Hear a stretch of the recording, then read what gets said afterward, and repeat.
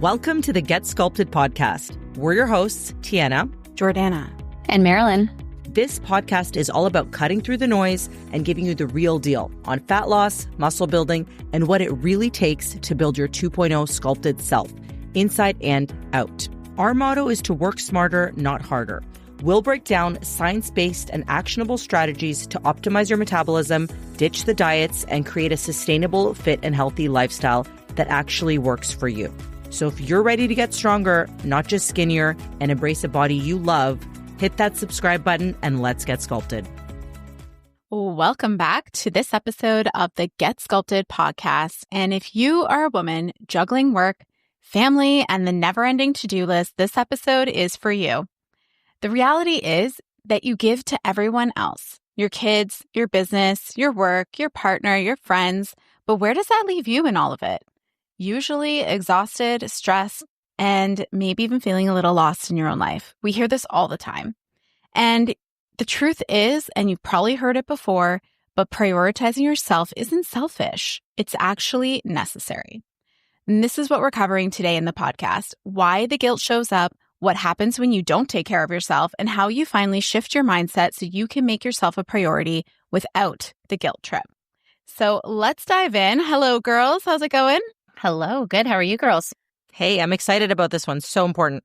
Me too. I'm going to start with you, T. Can you lay it on us? Why do we feel guilty prioritizing ourselves? Well, first of all, I reflected on this, and as women, especially moms, we're really taught to be the nurturer and to look out for other people. And in the role of a mom, for example, you're obviously taking care of your children. And there's a sense of, okay, I have children, now I have to put them before myself. And even being a wife and then, being at work as well. And in certain careers, this is just how women are kind of conditioned. So through this social conditioning, we've been taught that our value as a woman, as a human, is tied to how much we are giving to others. And by default, that means that you're putting yourself as second fiddle or on the back burner. And we sort of have taken that, a lot of us, into adulthood as, if I'm not completely giving every single fiber of my being to other people first, then I'm not doing enough. I'm not a good enough mom. I'm not playing my role of being a wife, a family woman good enough. I'd love if you guys could speak to that. I think you guys can actually relate to this personally. Absolutely. I just feel that you hit it on the head, that we as women, we're just seen as the nurturers. That's the role we fall into. I think part of that is because we are so empathetic.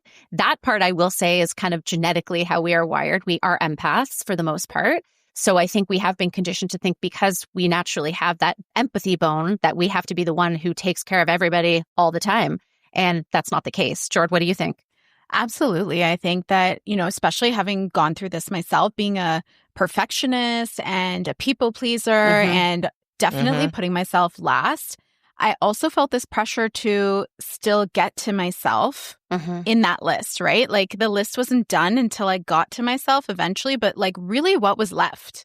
Not a whole heck of a lot in terms of energy and mental clarity and all of that. And I think that just almost makes you resentful in the moment when you're trying to do everything and do it all. And then you feel guilty the moment you start to try and bring yourself a little higher in that priority list. It's until you really break it down and get the support to how to do that, you can't really envision yourself being higher on that priority list, because what that means to you is that you're doing something else more poorly or less perfectly. And that's a big thing to wrap your head around. Yeah, that's really the theme here too, is that you're right, Jord. People still want to be on that list, but they're not making an active effort to be on that priority list. So there's the combination of, okay, women are tying their self-worth as to how much they're giving to their families, but then there's just nothing left at the end of the day unless you're making that conscious effort to put it there. So one analogy my therapist actually used that I want to share is, in our lives, let's say we have 20 points. Let's just use the number 20 to give to things. And if you're giving 19 of your points to everything else, then what's left? 1, maybe 0. So maybe 0. Exactly. So that's what I'm kind of really excited to dive in here today, is what it actually looks like to create a life that's putting you on the front burner. Because when you're on the front burner, then that's not taking away from everything else. That's actually giving the best version of yourself to all the other hats that you wear and all the other roles that you play in your life. I love that, T. That's awesome. And so, Mar, let's move on to you. I'd love to hear a little bit about your experience with having personally gone through a major burnout. Yes. What's the cost of not prioritizing yourself? What does that look like?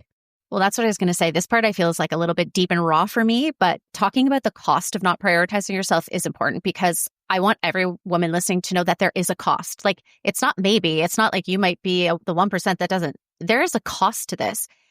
And we already talked about this, how a lot of women feel this tremendous amount of guilt about prioritizing themselves because they think that if they're taking time out for health and fitness or even a minute of peace and quiet, we hear women saying like, I just need to go sit on the toilet for a second to have that minute of peace and quiet. But they really think that if they do that, they're taking away from their family. So that's why I'm really happy we're talking about this because like, let's flip it. What is the cost of not prioritizing yourself?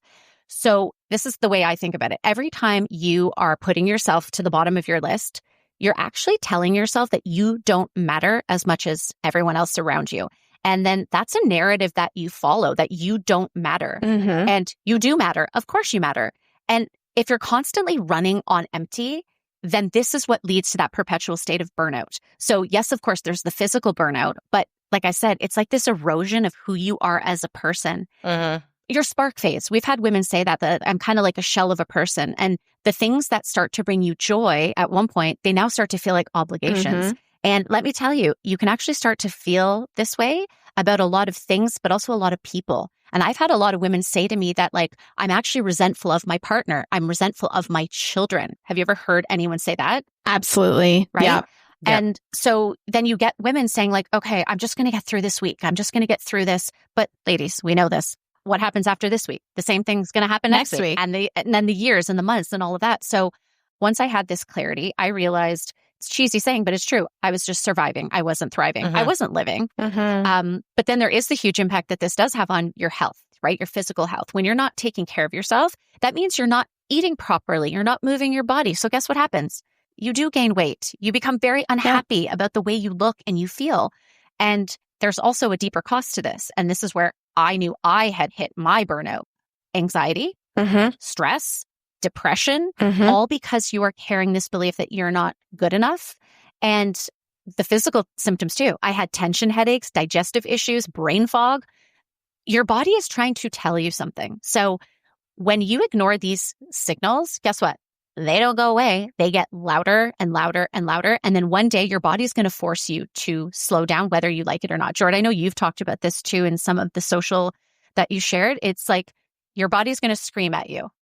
Yeah, something's going to happen. Like you're going to get sick and it might not be a big deal. You might be out for a day. And then the next time you might get injured and you're out for like a week and you still ignore it. And then next time something else happens and you're out for a month and then all of a sudden you have an autoimmune disease because you ignored your body for so long that it is telling you very clearly, we need to rest. And that was a huge wake-up call for me when I was still in the corporate world, running on all cylinders all the time. And when I literally, I don't want to be dramatic, but like had a mental breakdown. I had to go on a leave of absence for months. That's when I started therapy. And I still remember it like clear as day. The first session, my therapist, do you know what an emergency is? I'm like, yeah, who doesn't know what an emergency is? An emergency is like you drop everything and you have to deal with that. And she's like, well, what constitutes an emergency?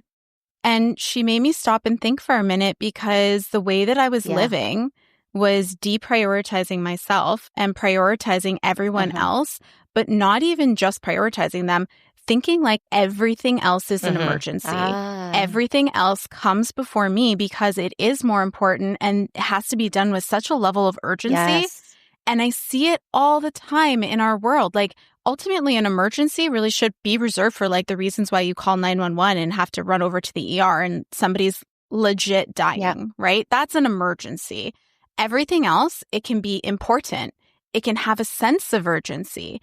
It can have all of these other meanings. And I think the other concept that was really important for me to learn how to practice this and implement it as just part of how I think is the care meter. Like how much we care. It's like a dial. When we care too much, because that's who we are as most women, we care about everything so deeply and so much. we want to see it be successful. And so our care meter is just dialed up too high.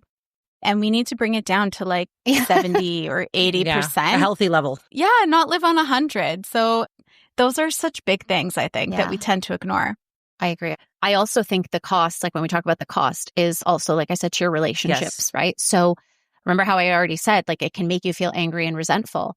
Well, I want everyone to think, how patient are you with your family, with your kids, when you are exhausted and you are totally burnt out and your mind is racing with all these to-dos that you have to get done for everybody else?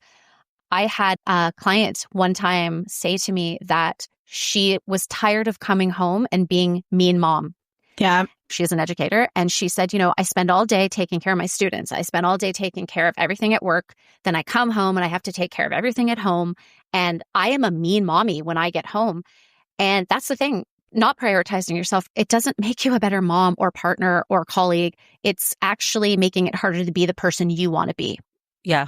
This is where we want to talk out those logistics too, because I know earlier you said your clients will say they're a shell of a person. And I'm thinking, okay, we're conditioned in this way to be the nurturer and give everything to everyone else. But do you think that being a shell of yourself is going to make you a better wife and mom and a better caregiver? No, it's not. And I think it's important to look at it logistically in that respect as well. It's like, okay, if you want the best possible outcome, which you do, which is why you're actually doing these things where you're putting yourself last, the best outcome is actually you dedicating that time to yourself.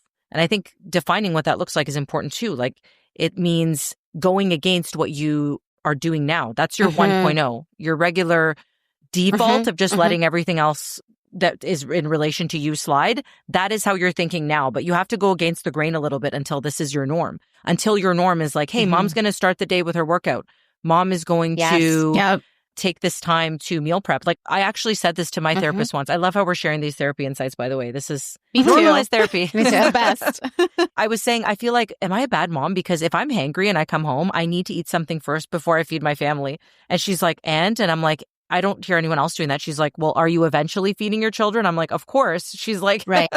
They're not starving. She's like, then you're not a bad mom. And I'm like, yeah, because I need to eat something and then I can be clear-headed and like I can just give my kids their food without like the anxiety and the resentment. So like, I think that this is really challenging. It's easy to kind of talk about it, but as you're listening to this, I encourage you to just realize this is not going to be something that's going to come naturally to you. Like it's going to require some belief breaking.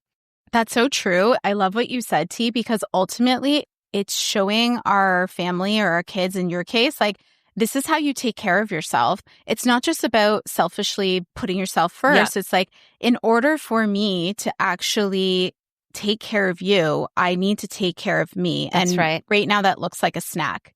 And so it's really modeling for your family and the people you love most what it looks like to take care of yourself. And I actually think that is very selfless because it is hard to model things like any parent would say that. It's hard to be the example that you want to be so that your kids can step into that and feeling like it's a normal, right? Like, and I just think it's such a beautiful thing to be able to take that action forward, you know?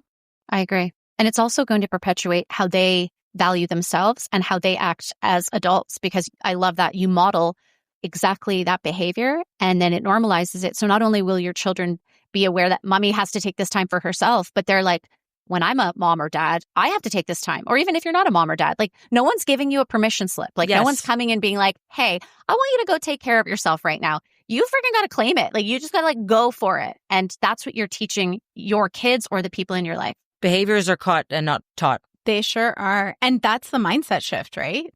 That's right. So, George, you want to take us through how to actually reframe this and take action? Sure. So we were just talking about the mindset shift. And I think that that is kind of the hardest part for people to wrap their minds around is actually seeing self-care as essential and not a luxury or something that's optional that you can be like, not today.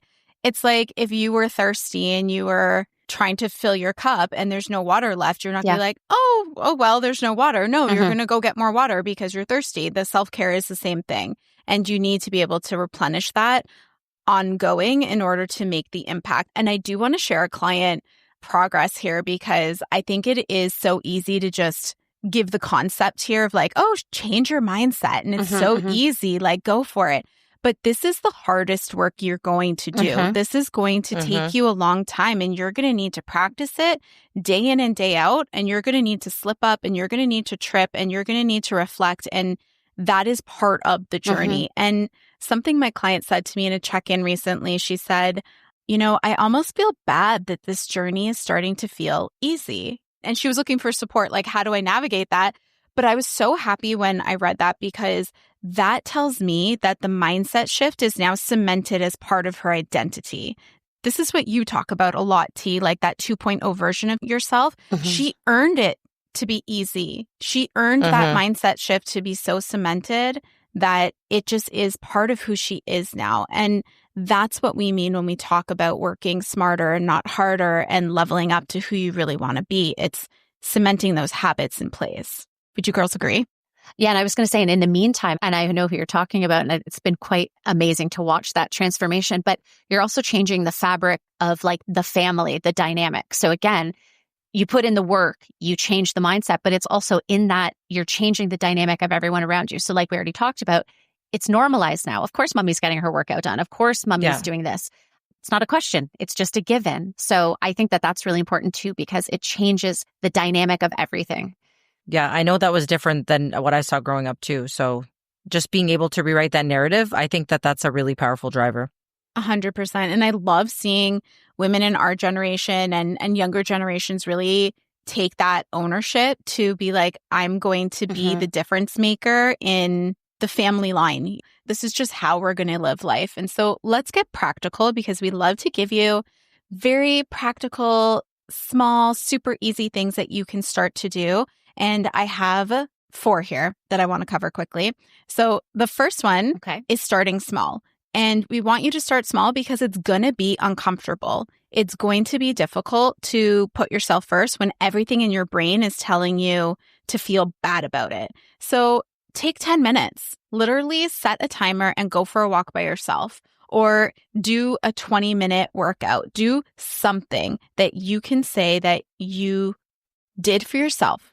And it doesn't have to be perfect, but you can just do something over nothing is going to be that first thing that you need to do. And then the second one, we talk about this all the time. Your calendar, it is an important tool. Use it just like you would at work. When you have a meeting at work, you are accountable to those on that invitation. And you show up for that meeting because it's important. Your job is on the line. You have to deliver. Right. That's why they're paying you money. Well, you are earning your health with everything you do to prioritize yourself. You're earning the health. You're earning the 20, 30 years from now. And you're also earning the aesthetic goals that you have, that you want to look hot in those summer shorts and you want to have visible muscle. All of that is earned when you put it in the calendar and you commit to it. You have to manage the deadline. And I have another client who she is so busy that she has an assistant at work. She has her work calendar and her personal calendar. All 4 of her children are in competitive dance or high-level hockey, and she puts it in both her calendars, her personal family calendar and her work calendar, and she lets her EA know, this is important, do not book over it. And that's the level that you need to play at, right? That's what you got to do. Yeah. And I will add another anecdote too, that you just made me think of it as paying yourself first. Yes. We always say for business owners, you've heard this phrase before, to manage your money, you have to pay yourself first. And that is literally the same analogy here. So I like exactly how you frame that when it comes to the work versus personal commitments. Be the CEO of your life, right? The next one is setting boundaries. Okay. This is a forever work in progress for me personally, but saying no when you need to say no. And this has to be practice. I know all of us have worked on this. Do you guys want to add anything to this one? Yes, I do, because I know a lot of women are going to be like, but I feel guilty, right? There's that feeling of guilt. And therapy notes, because #therapy is cool. I remember my therapist saying to me, so no one can make you feel guilty. You allow yourself to feel guilty. So when you set a boundary, if it's a no, if someone comes at you, you don't let them. You let them say what they want to say. You hold your boundary, because no one can make you feel guilty. You allow yourself to be feel guilty. So I think that's something we need to work on as well. It's like you said, it's not selfish. It's absolutely necessary. And your boundaries make you a stronger person. And I think all of this comes back to that. I think the things that women try to achieve by giving and constantly sacrificing, none of that's actually working if you really reflect on it. But by holding boundaries, that's what works. That's what actually makes you this like wonderful person, this great mom, this great friend, this great wife. So yeah. It's like a muscle you train. Yeah. It becomes stronger the more you use it. Yes, absolutely. Love that. And then the last one, if you don't know how to do this by yourself, get support. Yes. This is why we're here. Get a accountability buddy, get a coach, become part of a group. And hey, we're here. We're ready to help. If you need that support, this is our specialty. And I want to pause there for a second because I'd love to know from each of you, because that was the 4. What was your biggest takeaway so far, today's episode? I would say for me that you don't have to earn any of this. You don't have to earn your right to rest, exercise, take care of yourself. And that when you prioritize yourself, everything in your life gets easier and you do get stronger. So that would be my thing. Like I said, you don't need a permission slip. You take it. T. Mine is that you're the CEO of your life. I like that anecdote. Me too. So like you have to pay yourself first. And when you're at the top of that list, that's when everything else under your leadership and that's in your life is going to benefit. That's great. Ooh, those were good. I'm going to say that it's prioritizing yourself isn't a luxury. It's a must do. It's mandatory. And the sooner you realize that, the easier and faster that guilt is going to strip away because you are going to see the outcome of what it looks like to prioritize yourself. And that's going to feel better because you can show up better, you can show up stronger, you can show up happier to everything else in your life. And that is actually what you were trying to do by putting everybody else first before. So before we wrap up, I do want to give a shout out to our therapists because they've helped shape who we are. And clearly they're coming through in today's episode. Yeah, I'm going to share that in my therapy session. Anyone of you guys? Definitely. Yeah. I'm telling you, therapy is cool. So if you don't have a therapist, maybe think about getting one or Definitely working with us because you'll get the benefit of our therapy. Of our therapist. Yeah. Love that. So this is your reminder that you are worth the time, you are worth the effort, and you don't need permission to take care of you. Thanks so much for tuning in to this episode of Get Sculpted, and we're going to see you next time on the pod. Bye. And that's a wrap for today's episode of Get Sculpted. We hope you feel inspired, empowered, and ready to take the next step in your fitness journey. Remember, building your 2.0 body is a unique journey for you. It's about showing up for yourself consistently and not being perfect. If you loved today's episode, don't forget to hit subscribe and leave us a review and tag us on social at getsculpted.ca. Your feedback helps us reach more women like you who are ready to cut through the noise and make lasting changes. For more daily tips, inspiration, and behind-the-scenes content, follow us on Instagram and check out our handles in the show notes below. Thanks for tuning in, and we'll catch you next time on Get Sculpted. Until then, remember this. Getting sculpted isn't about working harder, it's about working smarter.